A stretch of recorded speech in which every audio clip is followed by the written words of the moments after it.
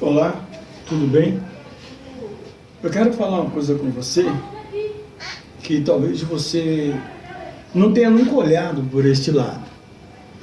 Você pode até dar uma pausa no vídeo agora, fazer uma leitura na parábola do filho pródigo. Lucas escreve de uma maneira tão interessante que mostra 3 pontos estratégicos de se observar a ideia de Lucas no sentido da parábola. A parábola ilustra aquele pai amoroso, querido, que aguarda a vinda do seu filho, que uma vez saiu de casa levando todos os seus bens que assim desejou. Gastou, viveu no mundo uma experiência que trouxeram um resultado contado na parábola, que na verdade ele se envergonhou. Esse é o resultado da parábola. E reconhecendo, caindo em si, ele pega a volta para casa. Mas antes, ele para e pensa e medita consigo mesmo. Pequei contra o céu, quebrando as regras, os estatutos de honrar pai e mãe, e não sou digno. Isso é o que ele raciocina com ele, de ser chamado mais seu filho, de ser achado como seu filho. Se colocarmos nesse parâmetro daqueles que reconheceu o quanto errou e tomaram decisões diferentes do menino, o menino voltou para casa. Outros, que não se entenderam como digno do perdão recebido, preferiu ser enforcado. Isso aconteceu com Judas Iscariote. Uma vez que ele traiu, ele deu a preferência de voltar ao mundo do submundo, onde o diabo levou ele a ser enforcado. Esse ponto de vista é muito interessante, voltando aqui ao jovem, que a intenção é a parábola do filho pródigo, aquele que se perdeu e foi achado. Ele, quando volta para casa, ele conta tudo aquilo que ele planejou, ele pensou. Você pode analisar os versículos e grifar o que eu estou dizendo. Você dá uma pausa, já te pedi, vou tornar e disse, você está insistindo a me ouvir e não quer fazer lá uma leitura, leia a leitura e entenda o que estou dizendo.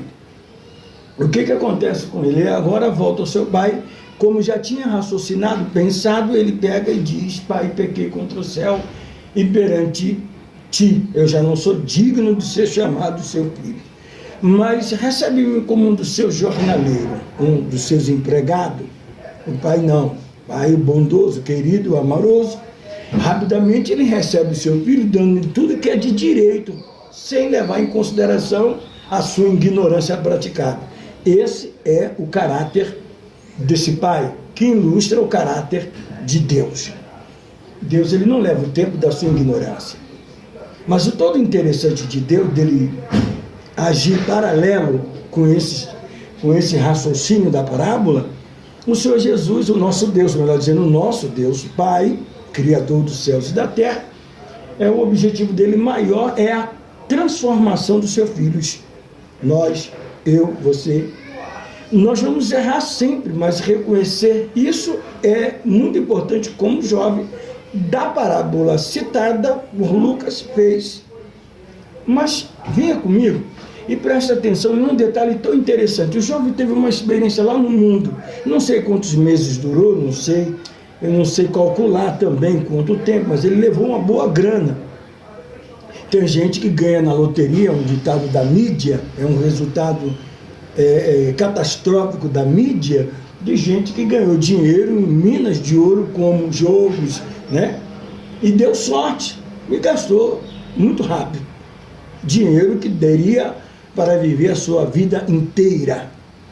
Mas o caso do jovem teve uma experiência lá no mundo, onde, segundo o relato, ele gastou dinheiro com as meretrizes de uma maneira completamente insolúvel. Deixa agora eu chamar a sua atenção para uma coisa tão interessante, que ele se chega. Pense junto comigo, abreviei essa conversa, e pense junto comigo, deixe seu comentário aí, no sentido, se ele, por um acaso, resolvesse aceitar o seu filho como um de seus jornaleiros. Pense nisso. Talvez você nunca tenha pensado, mas eu tenho pensado isso muitas vezes. Já tenho pregado neste ponto e saído dizendo, penso eu, não o Senhor, pensamentos meus. De maneira que esse jovem fez uma coisa que me chamou a atenção. Qual foi a coisa que ele fez? É que o pai o recebesse como empregado, porque mesmo como empregado, para ele seria melhor na casa do pai, porque não seria mais o pai, mas um patrão. Sendo um patrão, não seria mais um pai, e sim um patrão. Sendo um empregado, ele receberia seu salário, assumiria suas responsabilidades, não é verdade? Então o pai não teria ele como filho, de tudo ele é um empregado. Sendo um empregado, ele tem compromisso. Tendo compromisso, não estaria como debaixo da casa do pai, do teto do pai, da ordem do pai, como um filho, mas sim como um empregado. Eu acredito que você está me entendendo, aonde eu pretendo chegar. Hoje, se você perceber o que diz a Bíblia, não é questão deste jovem, esse jovem é um adolescente, ele é o mais novo, o mais velho, ficou em casa. Mas a Bíblia diz: deixará o homem seu pai e sua mãe, unir-se a sua esposa, e serão ambos uma só carne. Pense nisso comigo, raciocine. Uma vez que o homem casou-se, entendeu-se como homem, tomou a sua liberdade de ser o que é, o que quer ser, o que quer pensar, e agora, de repente, ele volta para a casa do pai. Como é que ele vem? Ele vem como um menino que saiu ou vem como um homem que chegou? Um homem experiente com mulher, um homem experiente com dinheiro, um homem experiente com o mundo negro, muitas coisas eles adquiriu. Não vamos entrar em detalhe por causa do tempo que nos dá direito, mas vamos analisar deste ponto de vista para que você venha entender e acompanhar o meu raciocínio. Eu não quero o seu, eu quero só o meu raciocínio mediante a palavra. Você está livre para pensar e decorar aí no texto, no rodapé, o que você achar de melhor. Mas se ele chega na minha casa e ele não tomar o entendimento de saber quem é o seu pai, quem é a sua mãe, quem é as regras do jogo, como é elaborado, então acho que ele vai trazer os seus hábitos e os seus costumes, qual for o corrompido no mundo ou no submundo em que ele estava marginalizado. Deixa eu dizer desse jeito, para que você tenha liberdade de pensar diferente, um pouquinho só do que eu estou dizendo. Quando você tem um filho, eu louvo a Deus que aquilo que foi ignorância minha, erro meu, chegaram para mim, disseram, mudaram a minha história de vida. Mesmo aqueles que se disseram ser santão, ou crentão, ou mais crente do que qualquer um outro, mas quando eles se direcionaram a mim, mudaram a minha maneira de ver, porque eu pude ouvir. Obviamente, todos aqueles que não querem ouvir, ele não pode aprender. Ouvir a palavra, ler a palavra é uma coisa muito interessante. Agora Jesus diz: todo aquele pois que escuta as minhas palavras e as pratica, assemelhá-lo ao imprudente que edificou sua casa sobre uma rocha. Jesus não é a rocha, mas ele se compara numa maneira, uma forma visível de você entender porta, parede, coluna, rocha. Jesus sempre se colocou nas posições de segurança e de realidade para que você viesse entender o que ele está dizendo. Bem, pense aí, esse pai recebe este filho como um empregado. Então ele vai começar agora a dar as suas regras. Ele começa agora a expor a sua estratégia de como morar dentro da casa do seu pai, debaixo dos cuidados do seu pai. Ele volta para a área de independente ou de dependente. A pessoa que porta uma deficiência tem que estar diante de cuidados. Existe muita deficiências. Deficiência visual, deficiência física, deficiência financeira, deficiência de maturidade, existe um monte de deficiência. O complicado é aceitar a deficiência.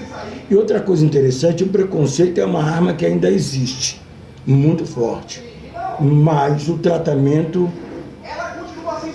não tem. Tem tratamento para todo tipo de imperfeição e de deficiência. Há fisioterapia, tratamento e algumas coisas com as condições financeiras pode chegar a um estado estabilizado, livre. Enquanto não morrer, ainda há solução.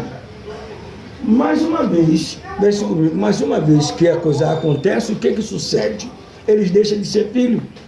E deixando de ser filho, ele agora passa a ser pai, dono da casa.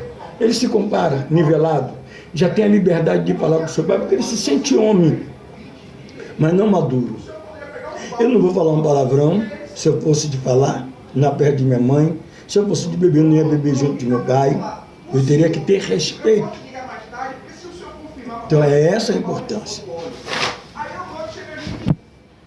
Existem situações em que os filhos, quando se tornam adultos, se sentem homem, responsável, que contribui com o arroz, o feijão, a farinha, a farofa dentro de casa, ele se acha que ele é tanto homem quanto o seu pai. Ele se acha que tem a mesma autonomia, a mesma autoridade.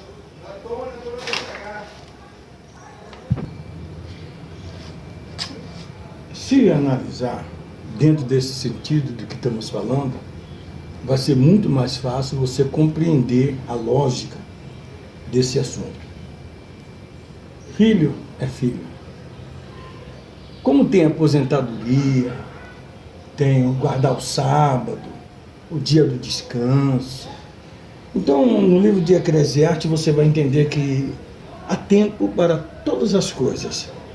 Então, o filho é gerado, né? Gerado, ele cresce, crescendo, ele pega todas as suas fases do crescimento. Entendeu? Presta atenção. Então, o que acontece é o seguinte, dentro desse ponto de vista, nós vamos ver que há tempo de juntar pedra, é tempo de separar as pedras. É tempo de abraçar e é tempo também de desabraçar. Eclesiastes 3. Então você vai entender que ele, quando chega o tempo de ser criado, passou pela sua faculdade, se formou, se tornou-se homem, criou a sua família. Se ele desobedeceu essa regra da natureza, da formação dele, então automaticamente ele vai se tornar uma pessoa inapta para tal situação.